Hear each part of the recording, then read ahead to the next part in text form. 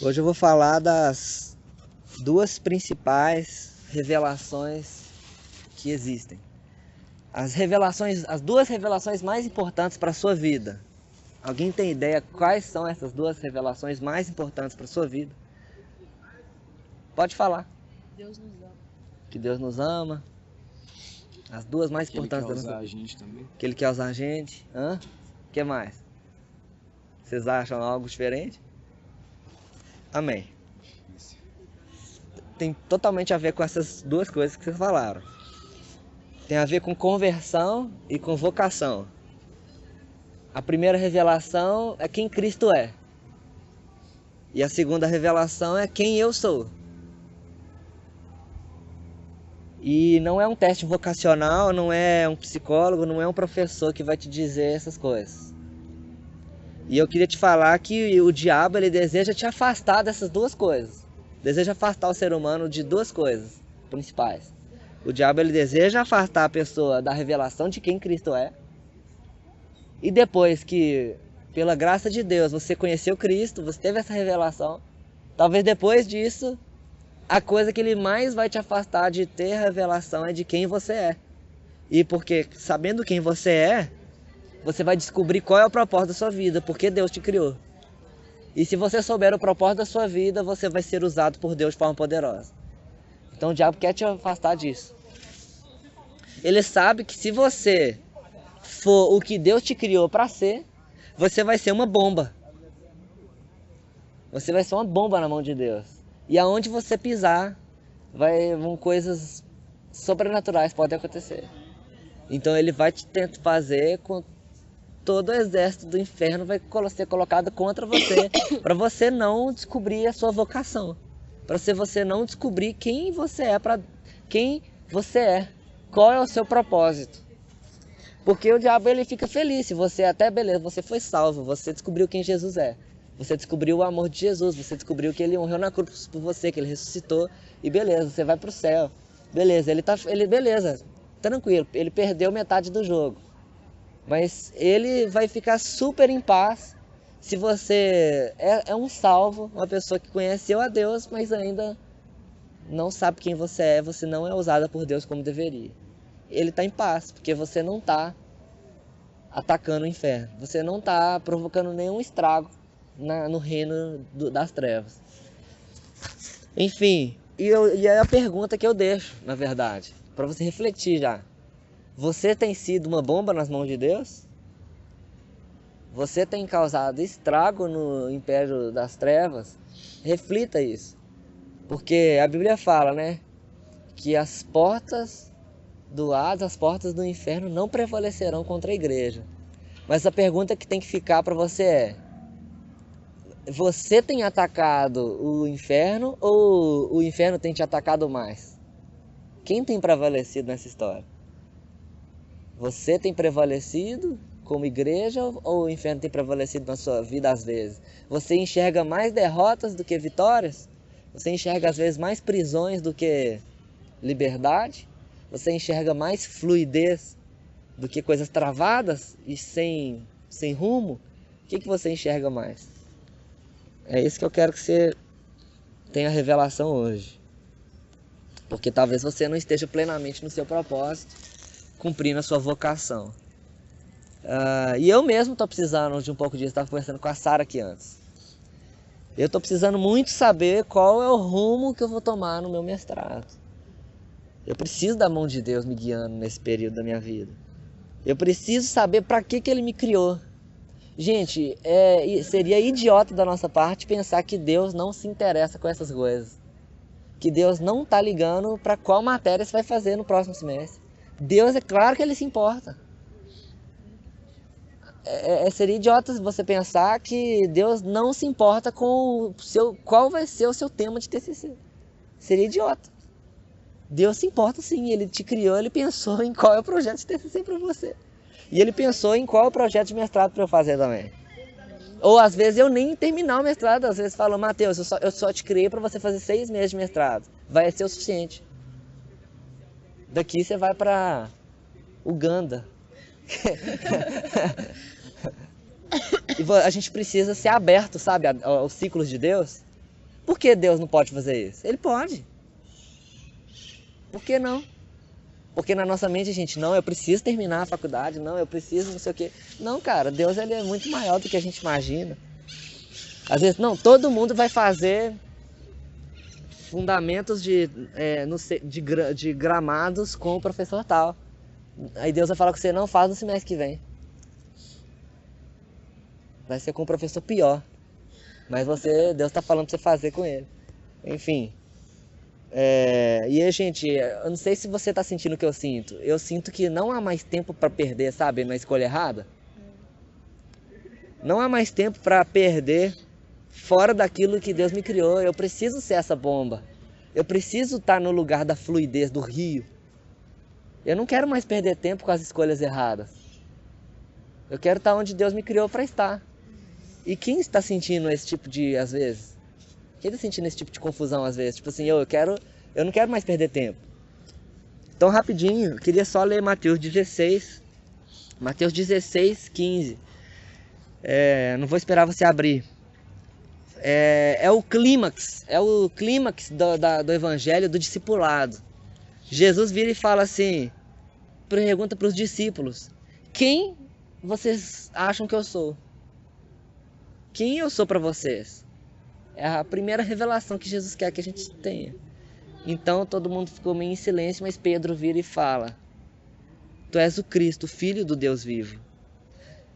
Então Jesus disse, bem-aventurado és tu, Simão Barjonas, porque isso não lhe foi revelado por carne nem sangue, mas pelo meu Pai que está nos céus.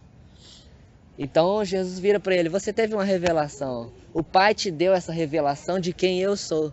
Então você é bem-aventurado, você é cheio de felicidade. Você é bem-aventurado. Simão Barjonas. É engraçado que o texto começa falando que é Simão Pedro, e depois Jesus vira para ele, você é Simão Barjonas. Bar significa filho, Jonas é o pai dele. Filho de Jonas. E por que Jesus quis falar isso? Ele fala assim, você é Simão Barjonas, filho de Jesus, quis destacar o nome do pai dele. Porque o nome dele era Pedro, mas Jesus quis destacar o nome do pai dele, porque Jonas significa graça. E aí ele fala assim, você é filho da graça. Você é bem-aventurado, você teve uma revelação da graça de Deus. E aí, então ele teve revelação do Cristo, da missão de Jesus, do Messias. E ainda teve revelação de quem Jesus é, tanto da missão quanto da identidade de ele. Ele é filho do Deus vivo, ele teve revelação do Pai, de quem, se Jesus é filho, existe um Deus que é Pai. Porque essa revelação ninguém teve na época. Eles entendiam talvez o Messias, eles talvez entendiam a missão de Jesus, mas não se entendia que Deus era Pai. Então ele teve revelação da paternidade. Então Jesus, no versículo 18, fala, então eu também te digo que tu és Pedro, e sobre esta pedra edificarei a minha igreja, e as portas do inferno não prevalecerão contra ela.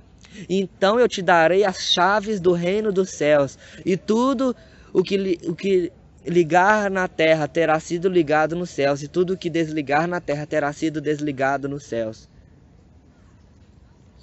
Então veja nesse texto 3 coisas.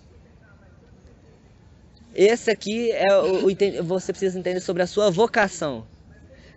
Pedro entendeu quem Jesus é, Jesus devolve para ele quem ele é. Pá! Quando você tiver revelação do Cristo, do Filho de Deus, da paternidade, da missão dele, do que ele fez, quanto mais você enxergar Jesus, mais ele vai te devolver quem você é. Pá! Sempre que você tem uma revelação de Deus, isso vai falar sobre quem você é.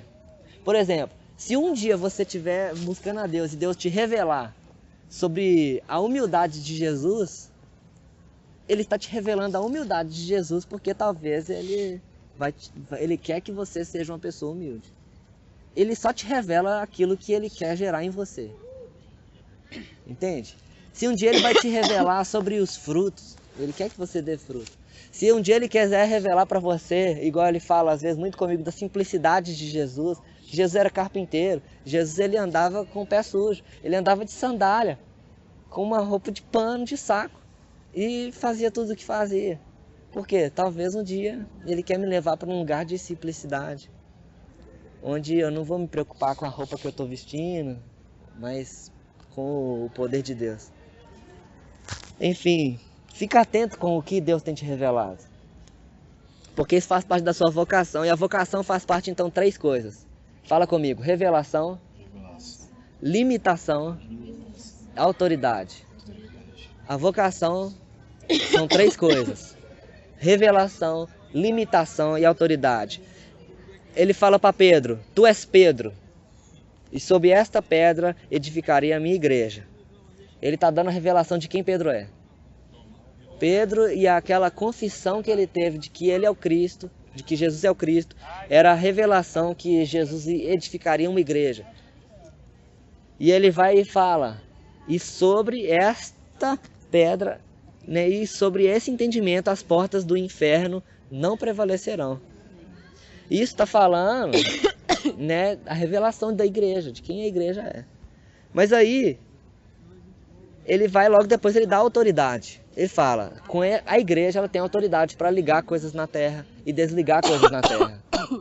Tem uma versão que fala: tudo que você ligar na terra será ligado no céu. É o que o pessoal mais fala, mas essa versão é errada. A versão correta é: tudo que ligar na terra terá sido ligado no céu, porque as coisas são ligadas no céu antes. Você tem que entender que as coisas já existem no céu, a gente só precisa ligar na terra. As coisas já existem no céu. Você não gera algo novo. Você tem que entender o que há no céu para você trazer para a terra. Por isso que Jesus falava: eu faço o que eu vejo meu pai fazer. Então Jesus, ele enxergava a situação: eu vi meu pai curar aquela pessoa, então eu vou lá e curo ela. Então você tem que trazer para a terra o que há no céu. E para finalizar, ele fala e sobre limitação. Sabe por que a gente tô destacando isso? Porque, gente, 5 versículos depois, Jesus, ele começou a mostrar para os discípulos que ele ia para Jerusalém e que ele ia sofrer muito na mão dos anciãos e dos sacerdotes, e ele iria morrer e ele iria ressuscitar ao 3º dia. Depois Jesus elevou o nível de revelação. Depois que ele entendeu que Jesus era o Cristo, depois que Pedro entendeu que ele era o Cristo, Jesus elevou o nível. Agora Jesus começou a revelar sobre a cruz. Começou a revelar sobre a ressurreição. Só que aí Pedro estava se sentindo, né? Pedro estava se sentindo: eu sou a pedra. Eu recebi Jesus falou que eu sou bem-aventurado, que eu sou o cara. E aí Pedro pega Jesus pro canto e fala assim: Jesus, tenha compaixão de ti mesmo. Não vai acontecer isso com você. Você não vai morrer, você não vai sofrer. Olha para você, Jesus, você é o cara. Não vai acontecer isso com você, não. Jesus volta-se para Pedro e fala: afasta-te de mim, Satanás. E ele fala: você não entende as coisas que são de Deus, mas você entende as coisas que são do homem. Gente, 5 versículos depois. 5 versículos antes: bem-aventurado Pedro, as portas do inferno não prevalecerão. De repente: afasta-te de mim, Satanás, você não entende as coisas de Deus, você só entende as coisas dos homens. O que aconteceu de uma coisa para a outra? Pedro, ele entendeu a vocação, ele entendeu a revelação, mas ele não entendeu a limitação.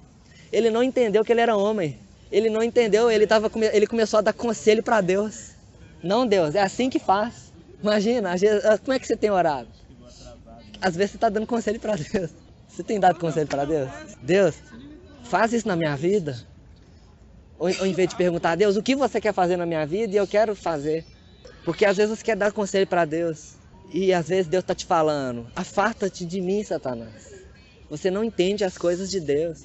Imagina se Jesus tivesse ouvido Pedro. Ele não teria morrido e ressuscitado e eu estava no inferno.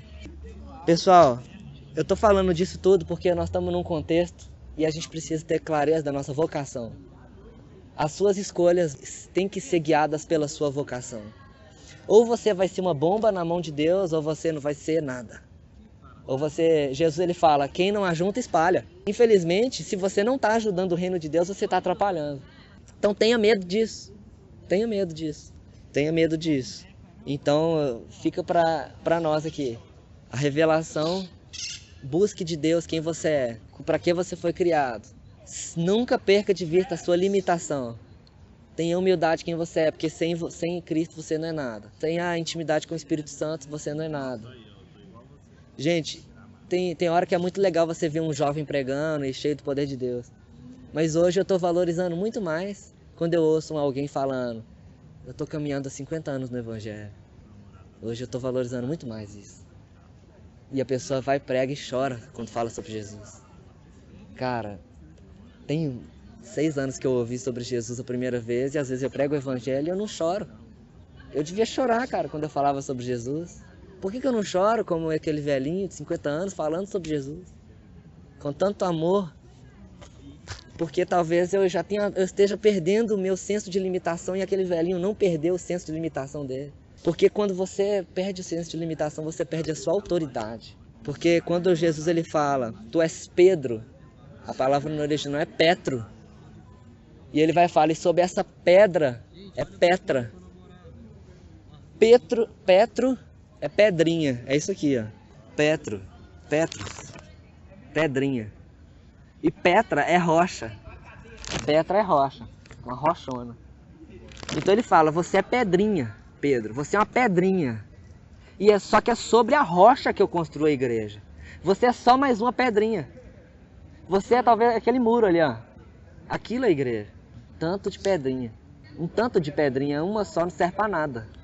Mas um tanto de pedrinha junto constrói algo que prevalece contra o inferno.